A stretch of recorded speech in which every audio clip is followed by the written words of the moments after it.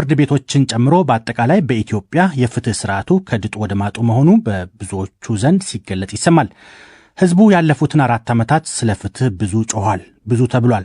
ፍርድ ቤቶች አቅም አልባ ሆነው የሚሰጧቸው ትዕዛዛት በጸጥታ አካላትም ሆነ በሌሎች ተቀባይነት ሲያጡ በተደጋጋሚም ተስተውሏል። የአቅም ማነስና የተደራጀ የሚመስል ሙስና የፍርድ ቤቶች መገለጫ እስከመሆን መድረሱም ይሰማል። ለዚህም አንዱ ማሳያ ጠቅላይ ሚኒስትሩ በህዝብ ተወካዮች ፊት ቀርበው በዳኞች ላይ ያቀረቡት ትችት እንደ ምሳሌ ይጠቀሳል። የፍትህ ስርዓቱ በራሱ ሀገሪቱ አሁን ለገባችበት ቀውስ የራሱን አስተዋጽኦ አበርክቷል የሚሉም አይጠፉም።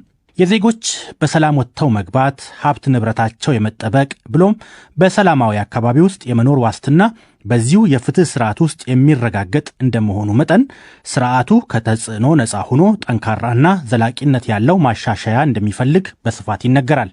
አዲስ ፕሬዝዳንት ያገኘው ጠቅላይ ፍርድ ቤትና የፍትህ ስርዓቱ ተጨባጭ ሁኔታ በኢትዮጵያ የዕለቱ የእንወያይ ርዕሰ ጉዳያችን ነው። አብራችሁን እንድትቆዩ የአክብሮት ግብዣችን ነው። እንግዶቼ ጥሪያችንን አክብራችሁ በውይይታችን ላይ ስለተሳተፋችሁ እጅጉን አመሰግናለሁ። እስቲ ራሳችሁን በማስተዋወቅ እንድትጀምሩ ልጋብዝ። አቶ ያለለት። አመሰግናለሁ። ያለት ተሾመ እባላለሁ።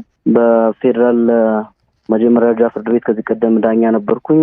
ከዛም በኋላ በከፍተኛ ትምህርት ተቋማት ዘንድ አስተማሪም ነበርኩ። አሁን ያለሁበት ጠበቃ ነኝ። በጥብቅናና በአማካሪ ስራ ላይ ይገኛል። መልካም። አቶ ቱሊ። አመሰግናለሁ። እኔ ቱሊ ባይሳ እባላለሁ። ከዚህ በፊት በኦሮሚያ በተለያዩ ከፍተኛ ፍርድ ቤትና በመጨረሻም በኦሮሚያ ጠቅላይ ፍርድና ኦሮሚያ ሰበር ችሎት ረዥም ዓመት ሰርቻለሁ። ከዛ በኋላ በተለያዩ ኮሌጆችም ሳስተምር ነበረ። አሁን በጥብቅናና በማማከር ስራ ላይ ይገኛለሁ። መልካም እንግዶቼ እጅግ በጣም አመሰግናለሁ። የተቀሩት እንግዶቻችን በውይይት ሂደት ይቀላቀሉናል ብዬ ተስፋ አደርጋለሁ። በቀጥታ ወደ ውይይታችን እንግባ። የኢትዮጵያ የፍትህ ስርዓት አሁን ያለበትን ደረጃ እስቲ እንደው እንዴት ትገመግማላችሁ? ብዙዎች እንደሚሉት የመንግስትና የባለስልጣናት ጣልቃ ገብነት፣ ሙስናና የአቅም ውስንነት የተጫነው ነው ወይስ ተስፋ ሰጪ ነው ትላላችሁ? እንደው የጠቅላይ ፍርድ ቤት ፕሬዝዳንቷ ስራቸውን በፈቃዳቸው የመልቀቃቸውና በአዳዲስ ተሿሚዎች ከመተካታቸው አንድምታ ጋር አያይዛችሁ ንገሩን። አቶ ቱሊክ እስቲ ከርሶ ልጀምር። በጣም ከባድ ርዕስ ነው ይሄ። በጣም ሰፊ ጊዜ የሚፈልግ፣ አንዳንዶቹ ሪሰርች መስራት የሚጠይቁ፣ አንዳንዶቹ ደግሞ ብዙ መዛግብቶችን ማገላበጥ የሚፈልጉ ነገሮች ናቸው። ነገር ግን ያው በጨረፍታ ስናየው አሁን ያለው ነገር በአጠቃላይ ባለፉት 4 ዓመታት ስልጣን ላይ የቆዩት ፕሬዝዳንቷና ምክትል ፕሬዝዳንቱ ከወደ ስልጣን ሲመጡ ከፍተኛ የሆነ ኤክስፔክቴሽን ወይም ጥሩ ነገር ሲጠበቅ ነበረ። እውነትም የተቻላቸውን ያክል ለመስራት የሞከሩ ይመስለኛል። በእኔ አረዳድና አስተያየት በተለይ የፍርድ ቤትን ነፃነት ለማስጠበቅ የሰሩት ነገር እኔ በበኩሌ ጥሩ መስሎ ይታየኛል። በተለይ ጣልቃ ገብነቱን ለመከላከል የሄዱበት አቅጣጫ ከሞላ ጎደል እኔ ጥሩ ነው ብዬ አስባለሁ። ሪፎርምም ለማድረግ አንዳንድ ነገሮች ሞክረዋል። እውነቱን ለመናገር በፌደራል ፍርድ ቤቶች አካባቢ ነገሮች ቶሎ ልባት እንዲያገኙ የኬስ ፍሎ ማኔጅመንት የሚባል ነገር አጠቃላይ ብዙ ሪፎርምን ለማድረግ ጥረት አድርጓል። አንዳንዶቹ ላይም የተሳካና ጥሩ ነገር አምጥቷል ብዬ ያለው። ነገር ግን አጠቃላይ የፊቱ ስርዓቱን ከክልሎችም በሀገር ደረጃም ስናየው እውነቱን ለመናገር እንግዲህ ስርዓት ነው። ፍርድ ቤት የሚገለጸው በስርዓት ውስጥ ነው። ብቻውን የሚቆም ነገር አይደለም። ዳኞችም የሚገለጹት በፍርድ ቤት ውስጥ ነው። ያ ፍርድ ቤት ሄደው በስርዓት ነው የሚገለጸው እና እውነቱን ለመናገር ፍርድ ቤት አካባቢ አሁን ትንሽ የሚያሰጋ ነገር ነው ያለው። በተጨባጭም እንግዲህ ፍርድ ቤት ሁላችንም ፍርድ ቤት ነው ጉዳይ ይዘን የምንሄደው በፍርድ ቤት ነው እና የሚታየው ነገር በተለይ የፍርድ ቤት ትዕዛዝ በአብዛኛው የማይከበርበት ደረጃ ላይ ነው ያለ ነው። በተለይ እኔ በኦሮሚያ ክልል እጅግ በጣም በርካታ ነገሮችን ማንሳት ይቻላል። የዋስትና መብት ተጠብቆላቸው በነፃም ተለቀው ተይዞም ክስ ሳይቀርብባቸው ምንም አይነት ምርመራ ሳይደረግባቸው አቃቤ ሕግ እነዚህን ሰዎች የሚያስከስስ ነገር የለም ብለው መዝገብ የዘጋላቸው እጅግ በጣም በርካታ ሰዎች በፍርድ ቤት ቢለቀቁም የአስፈጻሚው አካል ወይም በፖሊስ ታስረው ነው የሚገኙት። በብዛት ብዙ ደንበኞች አሉኝ እኔ በዚህ አካባቢ። አንዱ እሱ ነው። ሁለተኛው ነገር ደግሞ እንግዲህ ሙስናውን ቢባል እሱም ፍርድ ቤት ብቻውን የሚገለጽ ሳይሆን እንደ ሀገር እንደ ስርዓት ነው የምታየው እና በፍርድ ቤት ብቻ ሳይሆን በሀገሪቷ ላይም ይሄ ነገርም ትንሽ የከፋ ነገር ያለ ነው ይመስለኝ በአጠቃላይ ሳየው። በጣም ነው ማመሰግነው አቶ ቱሊ። አቶ ያለለት ወደ እርሶ ልመጣ ነው። እንግዲህ እርሶ ያው እንደ አቶ ቱሊ ሁሉ በፍርድ ቤቶች አካባቢ ለረጅም ጊዜ ሰርተዋል። ከዚያ ባሻገር በማስተማር ውስጥም አልፈዋል። የተለያዩ ጥናታዊ ስራዎችንም ሰርተዋል። እስከ ህትመት የደረሱ በፍርድ ቤቶች አካባቢ ያከናወኗቸው ተግባራት እንዳሉ መረጃው አለኝ። እርሶስ እንዴት አዩት? እንደው አመሰግናለሁ። እንግዲህ የዳኝነት ስርዓቱ አሁናዊ ሁኔታ እንዴት ይገለጻል የሚለው ጥያቄ እንደተባለው በጣም ሰፊ ነው። ብዙ ሪሰርችም የሚያስፈልገው ነገር ነው። ነገር ግን እንዳጋጣሚ ሆኖ ከ4 ዓመት በፊት ይሄ በኤክስኪዩቲቭ ኦርጋኑ በስራ አስፈጻሚው ዘንድ መጣ የተባለውን ለውጥ ተከትሎ አንድ አድቫይዘሪ ካውንስል የሚባል ተቋቁሞ ነበር በፍትህ ሚኒስቴር ስር። የአድቫይዘሪ ካውንስል ያቋቋማቸው በርካታ የስራ ግሩፖች ነበሩ። አንደኛው የስራ ግሩፕ የክሪሚናል ጀስቲስ ሲስተሙ የሀገሪቱ ያለበትን አሁናዊ ሁኔታ በተመለከተ አሰስመንት ሪፖርት እንዲሰራ አሳይን ተደርጎ ነበር እና እዛ ወርኪንግ ግሩፕ ውስጥ አባል ነበርኩኝ። ከወርኪንግ ግሩፕ ራሱ ሌሎች ሰብ ግሩፕስ ነበሩት። አንደኛው ሰብ ግሩፕ የዚህን የኢትዮጵያ ዳኝነት ስርዓት አሁናዊ ሁኔታ በተመለከተ ያሉትን ቀደም ሲል የሰሩትን ጥናቶች እንዲሁም አቬሌብል የሆኑ መረጃዎችን መሰረት በማድረግ ሪፖርት እንዲያቀርብ ኃላፊነት ተሰጥቶት ነበር እና እዛ ሰብ ግሩፕ ውስጥ በኃላፊነት ይህን ሪፖርት የማዘጋጀቱን ስራ ነበርና ያ ምናልባት አንተም ለመጥቀስ የፈለከው እሱ መሰለኝ ያ ሪፖርት ታትሟል በፍትህ ሚኒስቴር እና በዛ ላይ ምንድነው እዚህ ጥያቄ ጋር ቀጥታ ስለሚገናኝ ነው እሱን ለማንሳት የፈለኩት።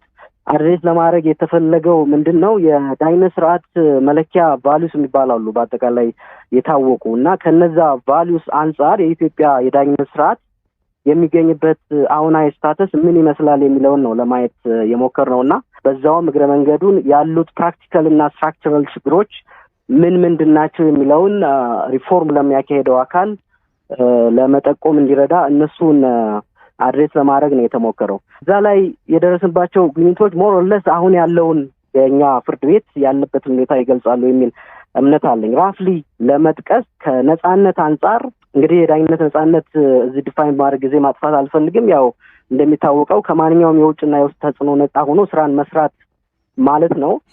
ከዚህ አንጻር ያገኘናቸው ለችግር ብለን የወሰድናቸው በተለይ አሁን ከጥያቄው ጋር በተያያዘ ከ2 ዓመት በፊት የመጀመሪያዋ የሴት ፕሬዝዳንት ተብለው ተሹመው ብዙ ተስፋም ያኔ ነበረ፣ ብዙም ተብሎ ነበረ። ድንገት ከስራ ለቀዋል። አሁን ከታቸውም ጋር በተያያዘ እዚህ የዳኝነት ነጻነት አካባቢ ሊነሱ የሚችሉ ችግሮችን በወቅቱ ያገኘናቸውን ልናገር። አንደኛው የዳኝነት አመላመልና አሿሿም እንዲሁም አነሳስ ሪሞቫል ችግሮች ናቸው።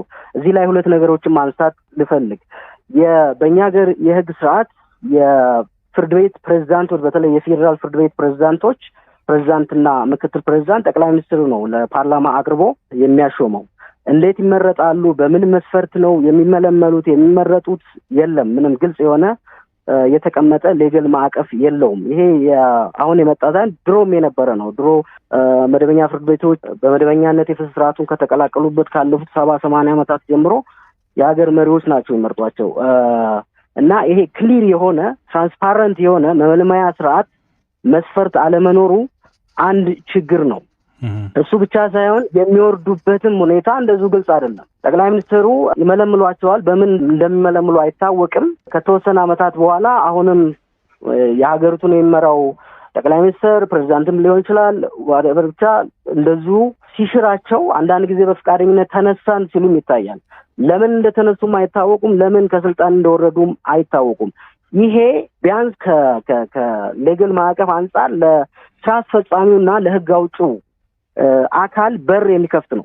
ምክንያቱም የፍርድ ቤት ፕሬዝዳንቶችም ዳኞች ናቸው። ዳኞች የሚመለመሉበት የሚሾሙበት ከስልጣን የሚወርዱበት ክሊር የሆነ መስፈርት ሊኖር ይገባል። አንድ ጊዜ ከተሾሙ በኋላ ዝም ብሎ በማንኛውም ጊዜ ከስልጣን እንዲወርዱ ግፊት ማድረግም ተገቢ አይደለም፣ እንዲወርዱ ማድረግም ተገቢ አይደለም። ስለዚህ የራሱ የሆነ መስፈርቶች አሉ። ሊወርዱበት የሚችሉት ችግሮች ከተከሰቱ የራሱ መስፈርቶች አሉ። ከነዛ ውጭ ግልጽ ባልሆነ ሁኔታ እንዲለቁ ማድረግ ይሄ አንደኛው ነጻነት ላይ የፍርድ ቤት ነጻነት ላይ ችግር ነው ብለን ያገኘነው ግኝት ነው። መልካም እንደው ያለንን ሰዓት ያው በጣም አጭር ስለሆነ ግኝቶቻችሁ ብዙ ሊሆኑ ይችላሉ። በርከት ያሉ ጉዳዮችን በዛ ዙሪያ አግኝታችሁ ሊሆኑ ይችላሉ። አሁን ከጠየቅነው ጥያቄ አንፃር አንኳሩን ነገር ማየት ነው የሚጠበቅብን። ቀደም ሲል ያነሱልን ሐሳብ እንደተጠበቀ ሆኖ ኋላ ላይ ማነሳቸው ጥያቄዎች አሉ። ምናልባት በግኝቶቻችሁ ውስጥ ሊነሱ ወይም ሊነካኩ የሚችሉበት እድል ይኖራል ብዬ አስባለሁ። አዲስ እንግዳ ተቀላቅለውናል። እርሳቸውን እንተዋወቅና የእርሳቸውንም ሐሳብ ሰምተን ወደ ተከታዮቹ ጥያቄዎች እንሻገር። ዶክተር ለማ የተቀላቀሉን ይመስለኛል። ራሶትን ያስተዋውቁን እባክዎትን። አመሰግናለሁ ታምራት። በጣም ይቅርታ እስከ ከድማ ደቂቃ ድረስ ስራ ላይ ስለነበርኩኝ ነው። ለማ ይፍራሸዋ እባላለሁኝ። ሕግና ፖለቲካል ሳይንስ ነው የተማርኩት። ፍራንክፈርት ነዋሪ ነኝ። በጣም ነው የምናመሰግነው ስለተቀላቀሉን ዶክተር ለማ ይፍራሸዋ። ቀደም ሲል የነበሩ እንግዶቼ ከእርሶ በፊት ማለት ነው አቶ ቱሊ ባይሳ ጠበቃ ናቸው። ምናልባት ያውቋቸዋል ብዬ ተስፋ አደርጋለሁ። አቶ ያለለት ተሾመም በዚያው አካባቢ የሚሰሩ ናቸው። የእነርሱን ሐሳብ ሰምተን ነበረ። በተለይ የኢትዮጵያ የፍትህ ስርዓት አሁን ያለበትን ደረጃ እንዴት ትገመግማላችሁ የሚል ጥያቄ ነበር ያቀረብኩላቸው።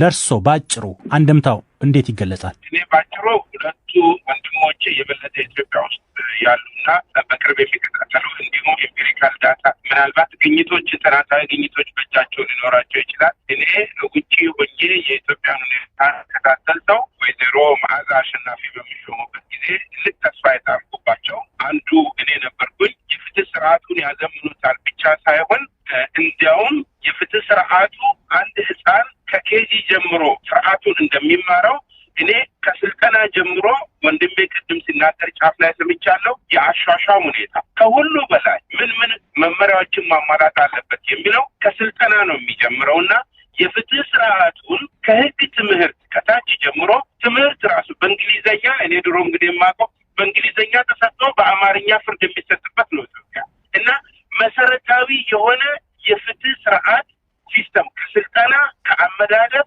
በተለይ ስልጠናው ተግባርን መሰረት ያደረገ አንድ የህግ ተማሪ ከመመረቁ በፊት አቃቢ ህግ ጋር መጀመሪያ ደረጃ ፍርድ ቤት ጠበቃ ጋር የተለያዩ ቦታ ሄዶ የስራ ልምድ መውሰድ መቻል አለበት። ያ ሁሉ የስራ እኔ እንጃ ኢትዮጵያ ውስጥ ያለውን አላውቅም። የጀርመን ተሞክሮ ነው መናገር የሚችለው። ያንን ሁሉ ካደረገ በኋላ ነው ስራ የሚጀምረው። የአንድ ጠቅላይ ፍርድ ቤት ፕሬዝዳንት ለመሆን እዚህ ሀገር እኔ እንጃ በሚቀጥለው 30-40 ዓመት የስራ ልምድ በኋላ እንኳን እድል የሚያገኙት በጣም ጥቂቶቹ ናቸው። የግል ህይወታቸው በተለያዩ ሙያ ያለፉ እንደውም ዓለም አቀፍ ተሞክሮ ሁሉ ያላቸው ሰዎች ናቸው። ምክንያቱም ይሄ የመጨረሻ የሀገሪቷ እርከን ነው። እዚህ ሀገር ህገ መንግስታዊ ፍርድ ቤት ስላለ፣ ህገ መንግስትን የሚተረጉም ፍርድ ቤት ስላለ እዚህ አካባቢ የሚመደቡት ክሊር የሆነ በእርግጥ በፖለቲካ ቢሆን መመዘኛዎች አሉ።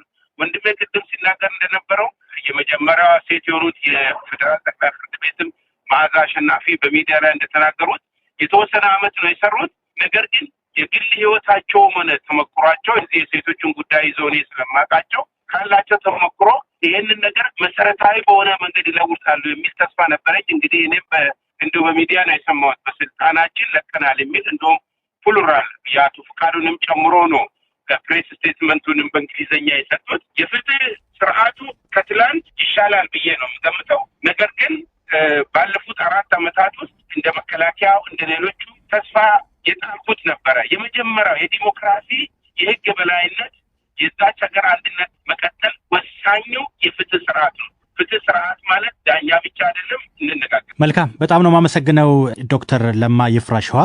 ሰፋ ያለ ነገር ነው ያነሱልኝ። በሌሎች ጥያቄዎች ውስጥም ያው ሰፋ ያሉ ጉዳዮችን ማንሳታችን አይቀርም።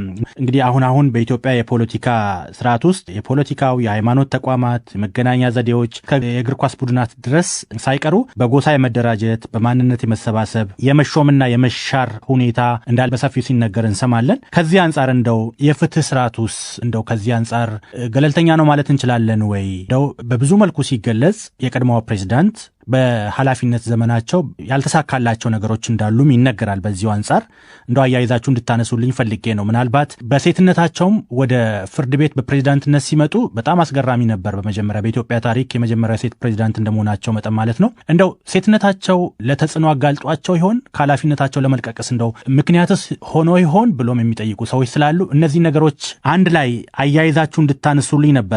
አቶ ቱሊ ከርሶ ልጀምር። ይቅርታ፣ እኔ አጠቃላይ እዛ አካባቢ ምንድነው ቅድም ወንድሜ ያለለት ሲናገር እንደነበረው እኔም በፍርድ ቤት አመራር ውስጥ ነበርኩኝ። ኦሮሚያ ላይ በነበርኩበት ጊዜ ትልቁ ችግር እንደተባለው ፕሬዚዳንቶች እንዴት ወደ ፍርድ ቤት ይመጣሉ፣ እንዴት ይወርዳሉ የሚል ግልጽ የሆነ መስፈርት የለንም። ይሄ ትልቁ ችግር ነው።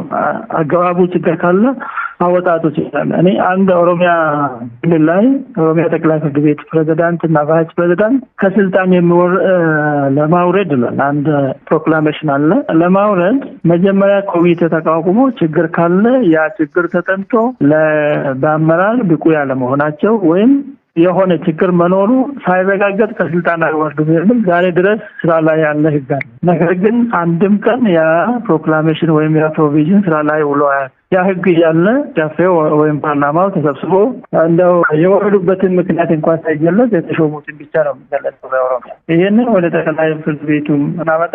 ቅድም ወንድሜ እንደገለጸው ግልጽ የሆነ ሰዎች የሚመጡበት እጅግ በጣም የጠራ ነገር የለም። ሰዎች የሚሾሙበት ህግ ወይም ስርዓት ወይም ሬጉሌሽን የለንም። ይሄ ባለመኖሩ መጀመሪያውኑ ሰዎች ወደ ፍርድ ቤት ሲገቡ እጅግ በጣም እንግዲህ ፍትህ ስርዓት ማለት ፍርድ ቤት ማለት የመጨረሻው የሰው መብት የሚቀርብበት እጅግ በጣም ወሳኝ ተቋም ነው። ዲሞክራሲ ግንባታ ውስጥ ፍርድ ቤት ማለት በምንም ሊተካ የማይችል ነገር ነው። እዚህ ላይ ጥንቃቄ መደረግ ነበረበት። ብዙ አይደለም ዳኞች ጠቅላይ ፍርድ ቤቱ ፕሬዚዳንትና ቫይስ ፕሬዚዳንቱ መስፈርቱ ምንድን ነው? እንዴት ይመጣሉ? ምን አይነት ኤክስፒሪየንስ ሊኖራቸው ይገባል? የት መስራት ነበረባቸው የሚለው ነገር አልተቀመጠም። ስለዚህ ጠቅላይ ሚኒስትሩ ከዚህ በፊት የነበሩትም አሁን ያሉትም እንግዲህ የመሰላቸው ሰው ያመጣሉ። ሲወርዱም አሁን በፍላጎታቸው ነው ተብሏል። ይሄም በግልጽ ለህዝብ መታወቅ ነበረበት ብዬ አስባለሁ። እኔ እሱን እንግዲህ እንዴት እንደሆነ አቶ ቶሊ እንደው ልጠይቆት፣ እርሶ በግሎ አሁን እንግዲህ ሲባል እንደሰማ ነው። በእርግጥ ከፕሬዚዳንቷ የሰማነው ነገር የለም። በፍቃዴ ነው የለቀቅኩኝ የሚል ግልጽ አድርገው የተናገሩት ነገር የለም። ነገር ግን ከመገናኛ ብዙሃን የሰማነው በፍቃዳቸው ለቀቁ የሚል ነው። እርሶ በእርግጥ በፍቃዳቸው ለቀዋል ብለው ያምናሉ ወይም እንደዛ ይረዳሉ? እኔ እንግዲህ የህግ ባለሙያ ነኝ። ይሄ በማስረጃ መረጋገጥ ያለበት ነገር ነው። እኔም ማስረጃ የለኝም። ለዚህ በፍላጎታቸው ነው ወይስ አይደለም የሚለውን ነገር ሌላ ሀገር ላይ ቢሆን ይህ ፓብሊክ ይደረጋል። ደብዳቤያቸው አንድ ሰው ከስልጣን መልቀቅ እፈልጋለሁ ሲል ደብዳቤውን በግልጽ ማስገባት አለበት። ያ ደብዳቤ ለሰርችም ማህደርም መቀመጥ አለበት። ያንን ደብዳቤ ሰው ሄዶ ማየት አለበት። ይኖር አይኖር የማውቀው ነገር የለም። ይሄ የግል አመለካከትን እዚህ ላይ ገስ ወይም ግምት ከማስቀመጥ አጠቃላይ ሁኔታውን ማየት ያስፈልጋል። እኔ የሚያሳስበኝ ማን መጣ ማን ሄደ አይደለም። እዚህ የሚያሳስበኝ ስርዓቱ እንዴት ነው? የሄደ ሰው ምን ሰራ፣ የመጣው ሰው ምን ይሰራል ነው። በትክክል እውነት የፊት ስርዓቱን በማዘመን ዘመናዊ በማድረግ ቀልጣፋ በማድረግ ውጤታማ በማድረግ ገለልተኛ በማድረግ ፍርድ ቤቱ ነፃ ሆኖ ይሰራል ወይ ነው። መልካም። አቶ ያለለት አሁን በተነሳው ሀሳብ ላይ ጨምረው በተለይ የቀድሞዋ የጠቅላይ ፍርድ ቤት ፕሬዚዳንት ሰሞኑን የስራ ርክክብ በሚያደርጉበት ወቅት በሰጡት ጋዜጣዊ መግለጫ እኛ በጽሁፍ ካገኘ ነው የፍትህ ዘርፉ